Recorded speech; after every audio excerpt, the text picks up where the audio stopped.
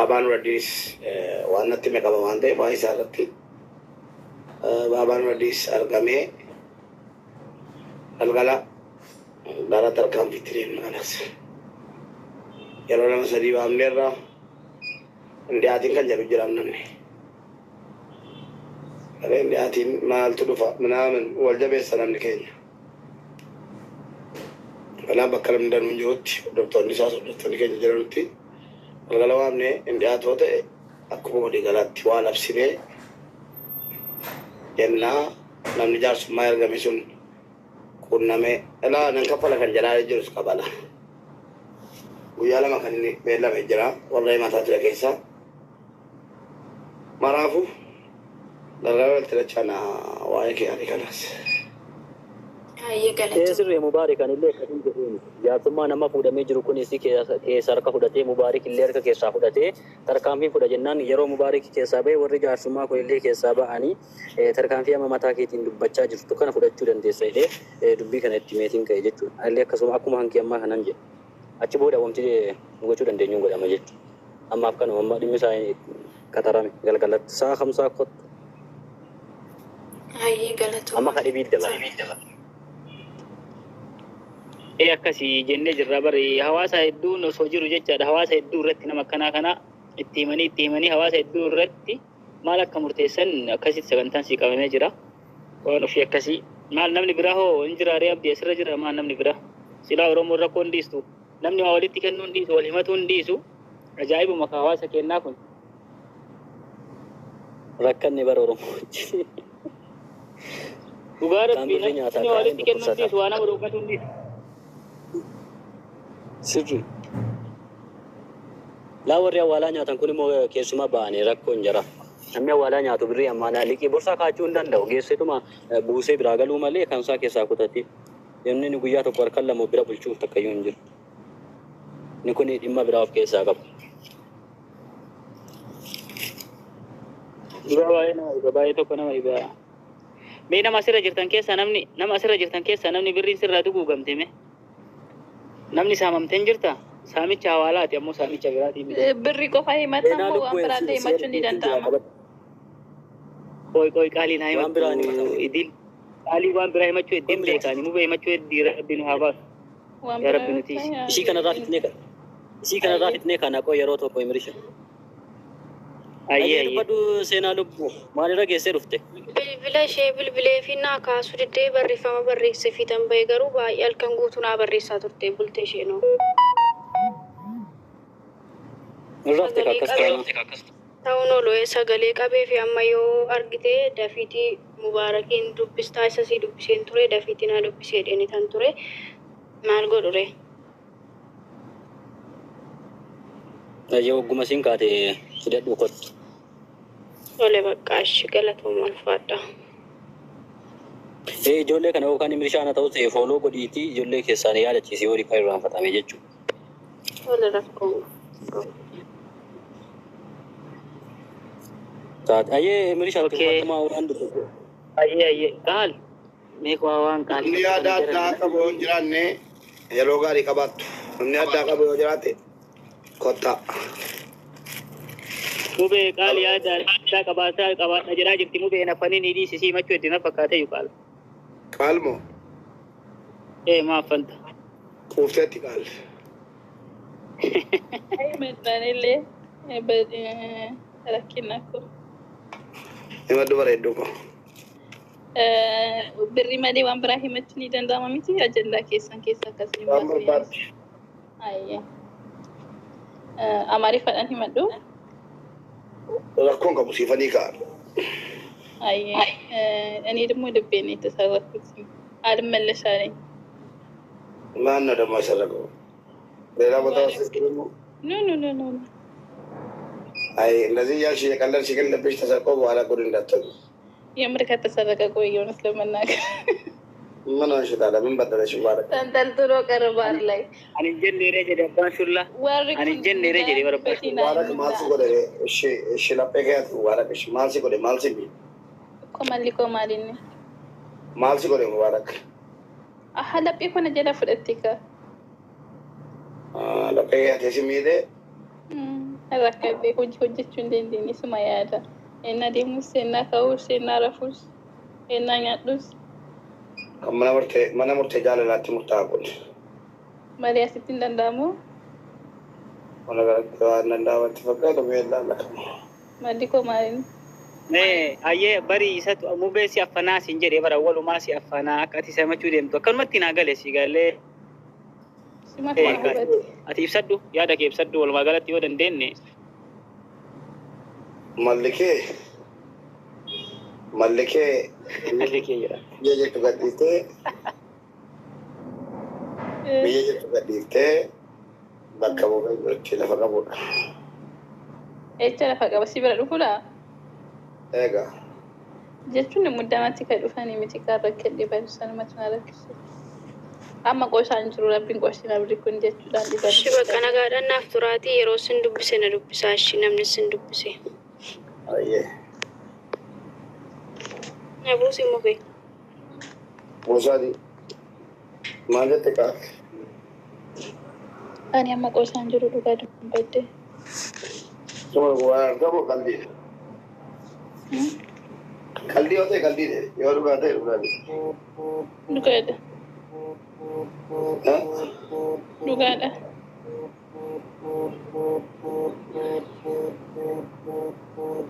Uummata waan ta'e gaafii qaba.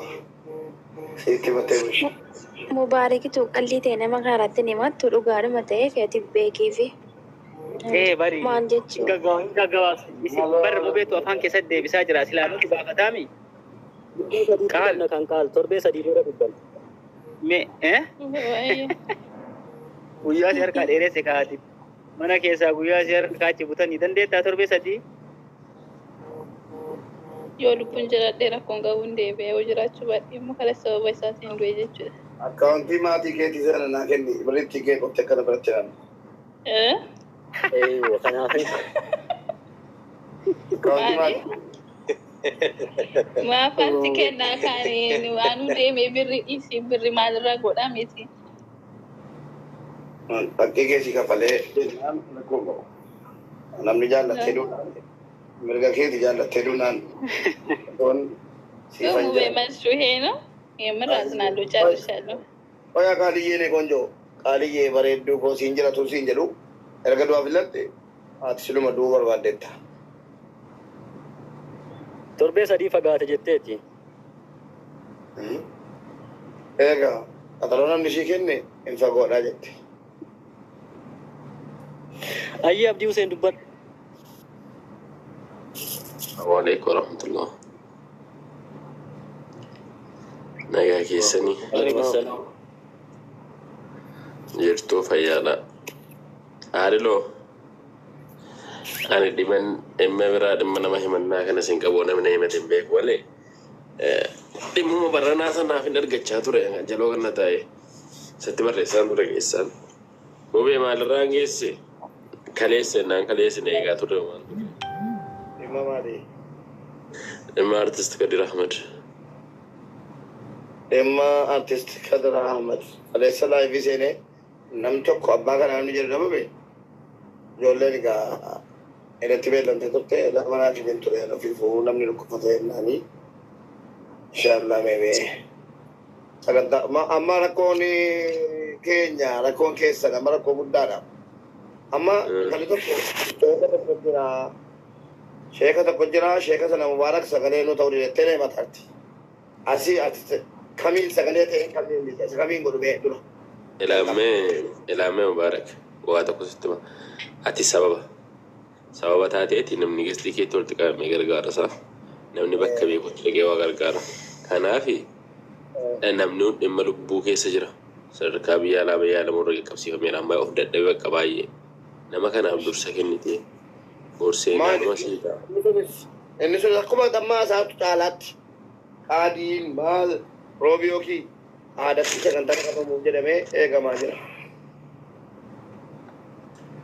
Yaa mubaarak akka nama tokkootti dubbii kennatuurraa fagaachuudhis ta'e bareedaadha. Ijoolleen kallattii hedduun suma biratti eegaa ture. Dhimma kooti Dr. Jiituu keessaa hin qabee gaafa adda adda jennaan eegeen dadhabee hin gaafatannaa.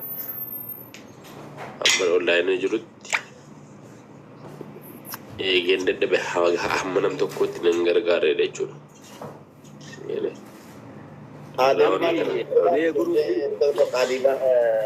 waamime amma kamiifu abdii mee akkam goona beektu akka goonu haasaa dheeressina akka goonu jala keenya yoo rabbi jedhe roobii kana yookiin ahada hojiifi waan yaadachiifte iyyuu narra feeda nama sanaan fudhachuu dandeenya amma dawwalee sana adda baasee sagantaan yoomitti akka qabame adda baasee viidiyoo kan sheekticha madu'aa jedhame sana adda baafannee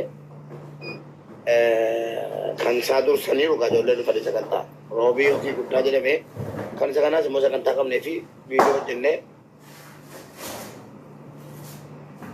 alo torban tokko irra sagantaa okay rakkoo akkuma dandeessetti mubee diidamatti kan mucaa simbira jiruu sanii sagantaa mucaa simbira jiruu sunillee yoo mana kee hin taane mucaa yoo mana mubaarak hin taane ani filaashatti manni kiyya tiktookiin kiyyallee hin dalaguu jedhaa jira beeta mana mubaarakitti yoo naan goone naayyuun godinaa jedhe mucaan akka walee wallaahi akkas naan jedhe dantaa kooti mitinni gaafa sana mana mubaarak hin ta'u yeroo jedhamu eessa jirtu wallaahi hin godhu wabillahi jenne mubee bar no yeroo sanillee wanni dhiisnee jirru bar yeroo sanillee ilaa hin godhu sagantaa wayii hin godhu mana kootti inni shaakalaas asumatti irraa dhaabina gaafa sana eenyunu lakki mana mubaarak wayyaananni jedhan jiru mana mubaarak jaallateetu anaa boqonnaa sammuunaa gammadee tanachi beeksisa anummataa wal mubee kiyya yeroo sanillee ani walumaa waliin jirta waa'ee keetii dubbadhee jira mana mubaarakitti malee furmaan hin jiru mana aslii fi mubaarak walii galtan malee mana abbaa feetaniitti mucaan kun hin gargaaramu jedhee jira akka gurri kee dhagahutti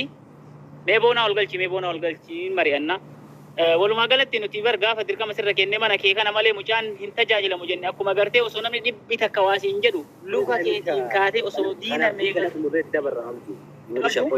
ila waan takka jira adil okay jala keenya kan ajabadha sagantaan qabamee jiru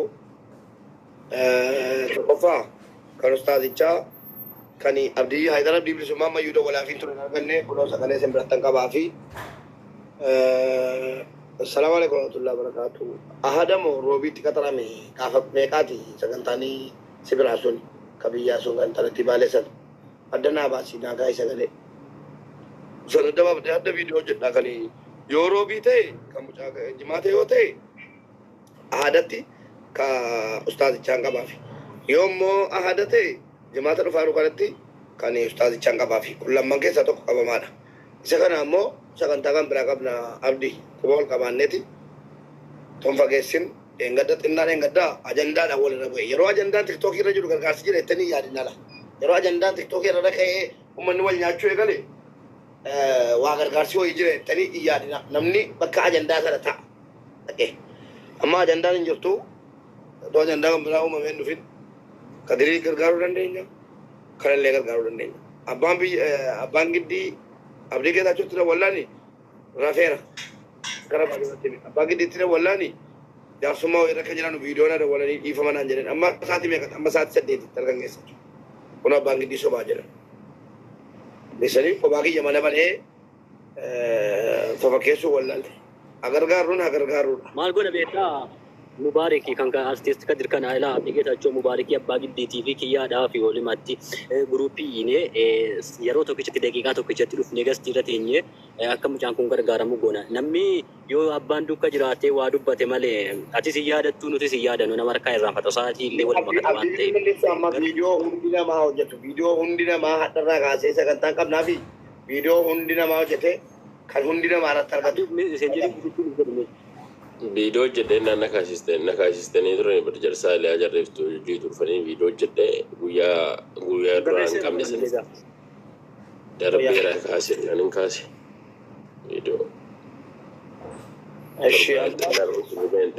xinnaan guyyaa torban darbe keessa kan nuti qabanne darbe xinnaatti ennaan isheen kaase xinnaa eeginee dadhabne akka kita kottee gaan ture viidiyoon hojjetame hin jiru adraa borsee naannoo gaafata gurbaan nuti iyyannu malee namni biraan hin birmatu mubee gurbaan artistii dhumti nu akka jimmaatti qabnu kadee kan warra gaawwarra feekidha abdii adilii foloo wali deebisa tokko jedhe maadilii wal beekna adilii hiriyaadha anumaa foloo godhi lama jedhe adil mucaa kanaan haasa'i har'a galgala Ageessera borii miti la.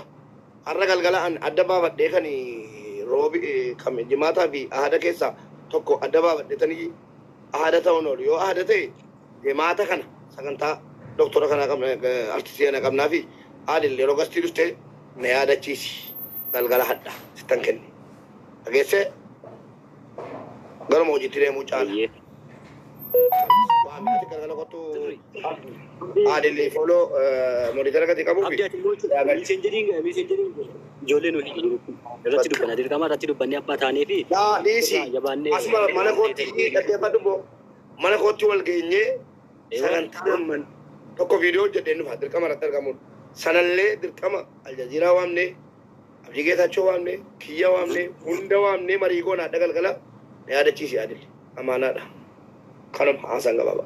Abdiin immoo si dhiyeessa. Abdiin amma ana kophaatti karkarsaa jiru booddee dhufee hunda walitti qabee karkarsuu qaba. Hundi keessan itti gaafatama seenaa jalaa jettee Abdii hundatti dubbachuu qabda. Anatti qofa qofa hin qabin. Hundaan viidiyoon hojjedhaa jedhe.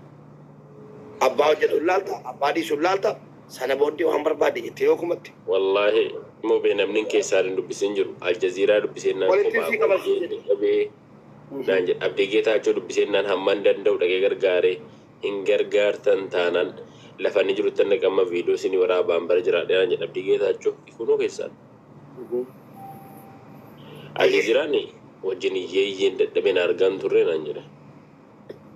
Seenaa gaafa ta'u amma sagantaa sii kenne kaan Abdii adda galgala sadiitti isa ta'u afuritti Adil nufa Adil sheessitti godha si galee Adil sittan kenne laa waan kana maaliif an waan danuu natti dhufa kan biraatu tokko baatamee natti dhufa ta'a galgala nan dagadha galgala naaf iddee dhufteeyyi Abdii dhufteeyyi na galchettee silaa nan qattu galu Abdii waamtaa Abdii Geetaachoo waamne hunda waamne sagantaa tokko qabnee fi qabnee qofa deemuutu hin ta'in hundi keenya dirqama fudhannee viidiyoo hojjedhaa jennee ijoollee ajajnee akkuma kan namaa kunoo laalee mirshaan jechuudha. Nama dhukkufateetti kennamee fi dhufee caqacaqaara akkuma kana jechuudha.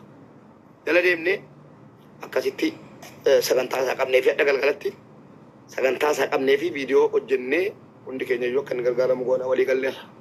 Adil sittan kenne galgala Abdiinaa dhiyeessi nama kanaa dubbatus kan biraanaa dhiyeessi. Hundinuu chillaa jedhe iyyeen dadhabe maayin. Abdii kana irratti immoo chillaa waan tokko calluma jennaan immoo gargaarsi biraa wanti nuti wal gargaaru tokko iyyuu hin jiru jechuudha. Osoo chillaa jedhe Adil jecha kana har'a lafa ji'a tokko jala deemee kan dubbachaa yeroo qofatti galeera. Jarrikaani kuni sirrii miti yaa biyya wallaahi itti gaafatama seenaa jalaan baanu burquma nyaanna gurbaa kan dhabneennaan. Isuma kan namooma otoo hin beekna osoo bakka biraa ta'e qaata osoo hin beekan wanta Abdii dhugaadha otoo bakka biraa ta'e qaatara hojjetama rakkoon si bira dhageessa nihee jedhi fudhu sana booddee atti barati rakkoon si bira Adil bira isin warra sagalee ta'a ana akkuma argitu asirratti waamee kan natti dhufe imamaa ola amma isin bira isiniin jedhee miti nu biraa mitii jedhi siin jedhee miti ishii jedhii fudhu galgala kottu Adil ol nagachee geesse Adil si galcha yeroo Adil si galche an Abdii Geetaachoo siin fidaa kiyyaa siin fidaa Aljaziiraan siin fidaa abbaa giddii siin fidaa nama biraa soo jiraate waamta na waama an walgeenyeeti marii goonee agargaaramu moo hin gargaaramin haqa nurraa qaba moo haqa nurraa qabu jedhu mari'anna hin gargaaramu yoomitti sagantaa guyyaa cita hundi keessan viidiyoo bor isin jalatti arguu qabna piin godhaatiin tokko farraqaa Facebook irratti keessaa akkaawuntii wajjin jenneeyyi wal ajajnee akkanatti sanarraa yoo dhabde intinaa jedhamu malee innati kophaa dhuftee irratti hin deemtu inni kan biraas tokko amma nu balaa namni biraa kophaa dhufee deemu hin ta'u galgalatti amma walii galte miti jara hunda kana yoo nan dubbisaan keessaa addatta ka jara galgala argamanittu galgala sa'aatii afur irratti mana mubaarkii irratti ishee galgala sa'aatii afur beellamni keenya ishee abshir Ibellame gara kooti nan fudhas viidiyoon nan hojjedhas nan gargaarsas mana nan balas guyyaa naaf haa kennan viidiyoo naaf haa hojjetan dhufanii haa argaman kana jaalamaa sii godhu baabdi. Galatoomii rakkoo tokko hin qabu galatoomii bareeda waa yaada gaarii galgala argamne irratti mari'anna. Hundatti barreessi ammaa galgala babaluu waa rikitti dhaqee qabee jennaan beellamee jedhiiti sa'aatii afur irratti wal naa ga'aa Intau jenneeyyuu waan tokko si galera. Intau bakka gargaaramu jechuun waan tokko deebii tokko argatteetta. Si galera. Malee natti kophaatti dhagaa kunoo gaarii of fakkeesseen dubbataara. Abdii yoo gaafatte akkuma kana deebii gaarii si kenna malee intau siin jedhu. Abbaa gidduu yoo gaafatte lakkii boo iyyeen dadhabe siin jedhu wallaahi dhugaan sitti maara. Hundinuu intau walitti nu qabi. Sana booddee argatta. Abbaa giddii qaamaan hin bira dhaqee haasofsiisa abbaa giddiitiif yaa wal bira jirra waan ta'eef jira. Wanti rakkisuu. Dhimma kana immoo dhumatti. akka hordofnuuf immoo abdii ani fadhe guruupii keessan kophaatti dhaname siin jiru. Kanuma. Lakkoofsa koodatti telefoonii Saadil kana jala jira. Saadila mana galgala. Ollaa gashita isa wanda dadhee abdii anu hunda gadduuti. Galgalatti walii galleera. Saatii afurratti sagantaan keessa sagantaa marii artistichaa sana. Dhuguma yoo gargaaru jennesi gargaaru jenne qottee kunnee jennaan abdiinis alas garaa muratee haa ta'u namnis garaa muratee haa ta'u hubanti hin qabu. Yoo gargaara ta'e hoo an qofti viidiyoo jechuun hin ta'in hundi doo jettee sagantaa argamu. Assalaamatu muranneerra saatii afurti beekama. Akkasii bareeda. Yoo ta'u yaada sirriidha yaada bareeda. Salaam. Salaam. Sagalee ni biraa kana jeeqaa jiru. Anjaliira waalaikum salaam. Waalaikum salaam warahmatullahi wabarakatuh. Sabaafiyat. Dawabeera shabakaan qabdu malee sabaafiyat.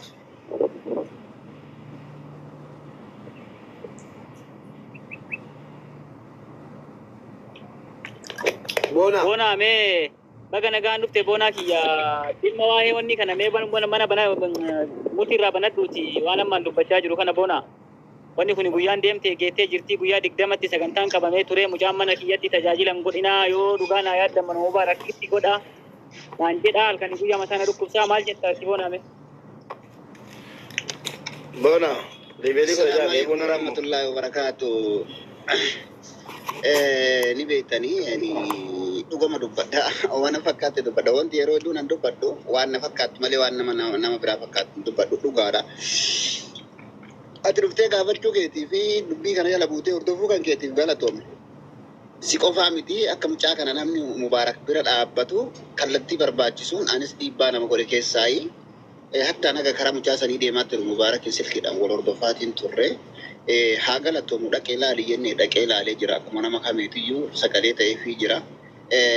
Namni waa muree murteessu nama tokko miti nama lama miti mubaaraka tokkootitti nama tokko ka waa muree murteessu hawaasa isa jala jiru.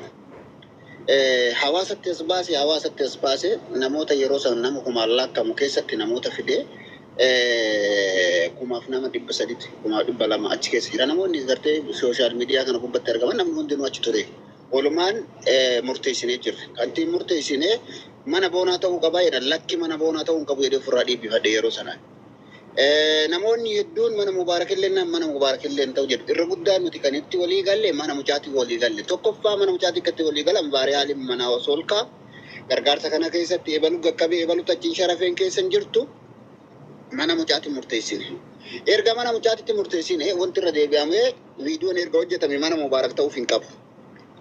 Yoo akkaawuntii mucaa rakkoo akka qabaatu taate akkaawuntii haaraa hadha guyyaa hadhaarraa bantanii hanga guyyaa gaafsanii fooloon kuba bira ool ta'ee gargaaramuu danda'ama. Rakkoo tokko hin qabu. Wanti duyda duuba deebisee maaliif? Mucaan sun gaafsan achi keessa jira. Gaafa achi keessa murteessanii lakkaa jara keenya ani mana kiyya keessa gargaaramuu hin danda'u. Mana kiyya keessatti gartee mana mubaarak qofa naa wayya jechuu maa dhabe. Har'a guyyaa keessa maa akkas jedhe. Gaafsan achi keessa jira. Mubaarakis bira jira. Lakki mubee kiyya jedhee karaa keessaatiin itti himachuu danda'a. Osoo bakka sanii hin deemin erga murtiin kun murteeffame yookaan qabsi kun qabamee guyyaa muraasatti deebi wanti mucaan jijjiiree maaliif sababni mucaa jijjiirsiise maaliif akkaawuntii yoo taate no mubaarak muutu godhadhu hin banatin dubbataa jiran nuyi waan nutti fakkaatte hidhas keessa jira keenya dhugaa dubbanna takkaa boonaan waan itti fakkaatte malee wallaahi nama tokko irra dhaabadhee waan dubbadhe gartee rabbi nagaan nan oolchiin dhugaa jirtuun dubbadhan takkaa hin irra dhaabadhu gaafsa murtiin murteeffame mucaan kun maa jijjiire mucaan kun rakkataadha dhugaadha namni nama ija duraa nama dura taa'u rakkataadha erga rakkate hawaasni murteesse lakki mana san bichaa waan ta'e yookaan dhaabamuu qaba jechuu maaf hin barbaachise gaafsa mucaan achi keessa jira gaafa san mana kiyya keessa ta'uu hin qabu jara keenya argadhee dhabettillee mana mubaarak akkuma kadeessa deemee natti dhufetti Yoo barbaade deemee natti haa dhufu, yoo barbaade dhufee mana ofii haa godhuuti. Oromoo hedduu gargaare mana isaa keessa naa ta'uu qaba maa jechuu dhabe. Hadda immoo gargaarsa jala hangaamee mana Mubaarak qofa ta'uu qabaa maa barbaachisa. Yoo akkaawuntii sirrii hin jirre akkaawuntii sirreessuu akkaawuntii san.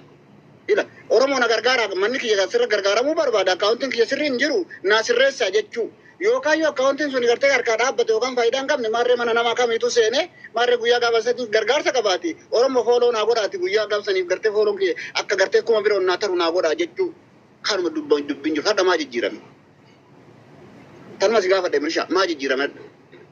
Okay, galatoomi boona sababoota lama sadii fi akka gartee mana isaa hin taaneef mucaan dhiibbaa godhe. Maali jennaan tokkoffaa jawaalli inni harka qabatee deemu jawaala gartee